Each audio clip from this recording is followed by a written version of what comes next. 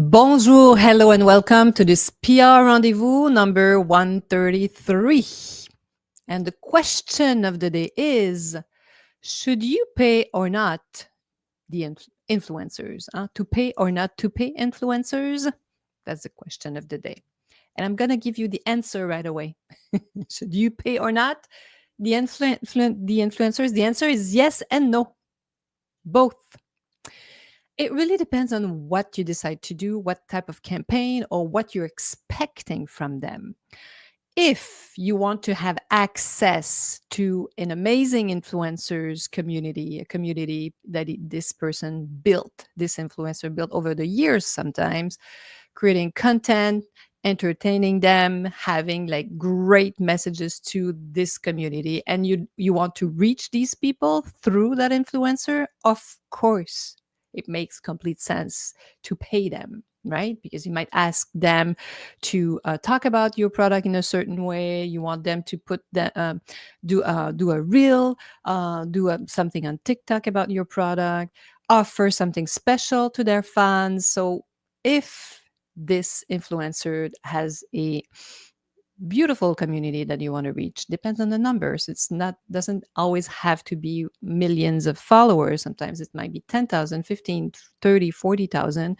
If it's a community that's interesting for you and your product, of course, if you ask specific requests, you have to pay. But on the other side, I really like to think about the web as a place where you can test, even social media, where you can try things for, reasonable budgets, or sometimes very small budgets, which is fun. That's the whole point with what's happening on the web, right? This democratization of accessibility, about everything is so much more accessible now, right? If let's say you have this amazing food product, beauty product, or whatever, you have a product, especially if you have something you can give, you can, of course, approach some influencers and say, hey, here are our new products, and we'd love you to test it. Are you interested? If they say yes, so there's kind of an exchange there. You don't need to pay them for that. They might not do something crazy on your product, but let's say they discover you and love it, and they decide to talk about your product to their fans, and there's a reaction.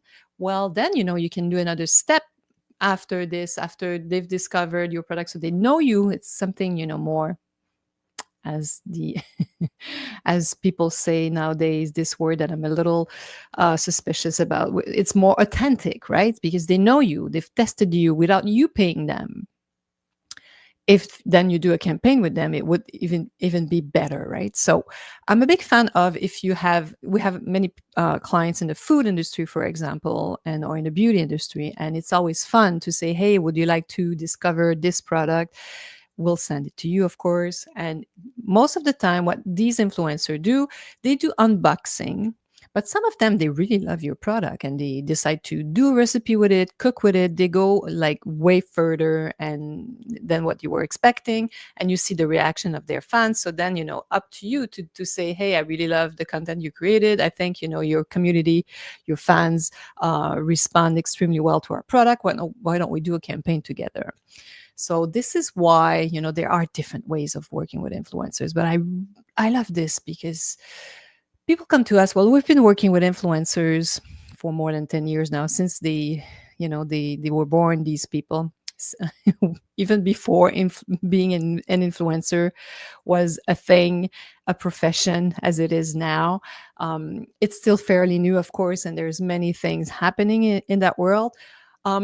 But it's a good thing to go to a PR agency for that, because we've been doing it for so long. And we are really good at generating what we call the organic visibility, the organic messaging, because then, this means we know how to approach journalists. So that if they are interested by your story, they will talk about your story for free. And if we tell these influencers we have these amazing products, so we're able to generate a lot of organic, not paid content. That's our forte. But of course, there's this gray zone that started to happen a few years back.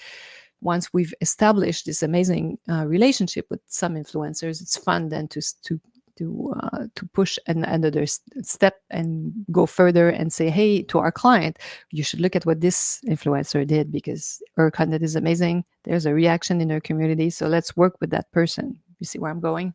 So this is what I love to do when we can, when we have a bit of time, of course.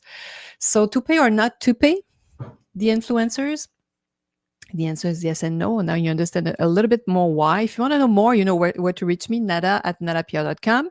Be curious, click on our little training there, 1995. So, you know, you're not going to lose anything. You're going to learn something for sure.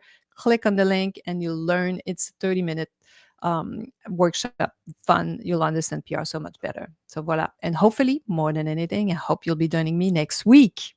À la semaine prochaine.